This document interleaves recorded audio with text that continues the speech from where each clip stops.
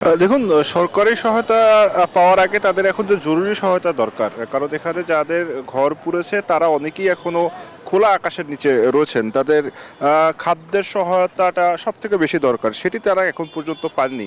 এরপরে যে বিষয়টি রয়েছে যে তাদের পুনর্বাসনের ব্যবস্থা করা, সেই দাবিটিও তারা জানাচ্ছেন যে তাদের যেন পুনর্বাসনের ব্যবস্থাটি করা হয়, কারণ এটি কিন্তু সরকারি একটি জায়গার উপরে করা। এবং এখানে সরকার তাদের এই জায়গাটি নিয়ন্ত্রণে নেবে এটি আগেও তাদেরকে নির্দেশনা দিয়েছিল। এরপর তো এই আগুনের ঘটনাটাই ঘটলো।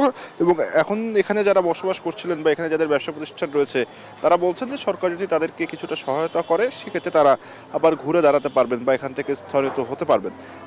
কিন্তু এখন পর্যন্ত তাদের যে জরুরি সহায়তা সেটিও কিন্তু আসলে এখন পর্যন্ত পাওয়া যায়নি। তারা বলছিলেন যদি তাদেরকে এখন প্রাথমিকভাবে খাবার পানীয় এই বিষয়গুলো আসলে নিশ্চিত করা যায় তাহলেও তাদের আসলে অনেক বেশি উপকার হতো।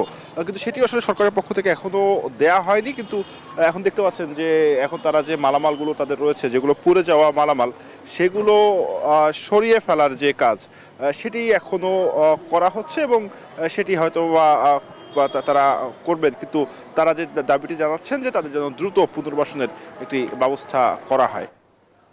সানি, আপনাকে ধন্যবাদ আমাদের সাথে আরে ঈদ লাগছে